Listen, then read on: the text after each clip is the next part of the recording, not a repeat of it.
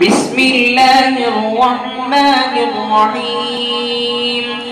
الحاقة ما الحاقة وما أدراك ما الحاقة. كذبت ثمود وعاد بالقارعة. فأما ثمود فأهلكوا بالطاغية وأما عاد فأهلكوا بريح صرصر عاتية سخرها عليهم 7 ليال و8 أيام حسوما فترى القوم فيها صرعا كأنهم أعجاز نخل خاوية فهل ترى لهم من باقية. وجاء فرعون ومن قبله والمؤتفكات بالخاطئة فعصوا رسول ربهم فأخذهم أخذة رابية. إنا لما طغى الماء حملناكم في الجارية لنجعلها لكم تذكرة وتعيها أذن واعية.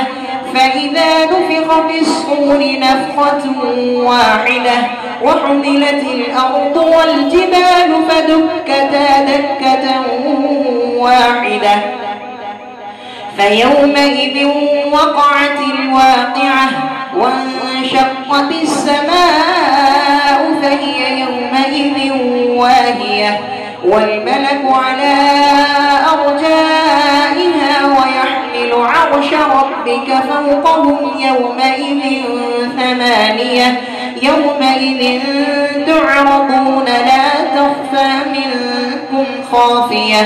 فأما من أوتي كتابه بيمينه فيقول هاؤم اقرءوا كتابيه إني ظننت أني ملاق حسابيه فهو في عيشة راضية في جنة عالية قطوفها دانية كلوا واشربوا هنيئا بما أسلفتم في الأيام الخالية.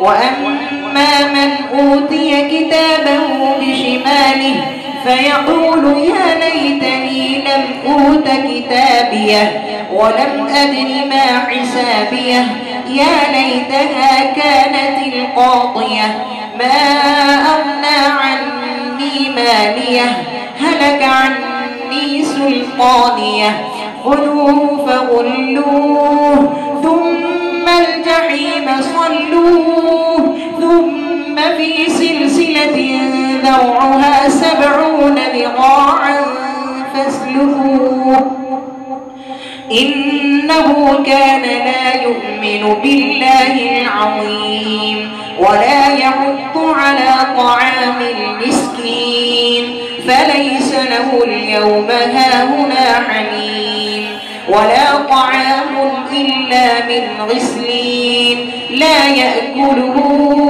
إلا الخاطئون.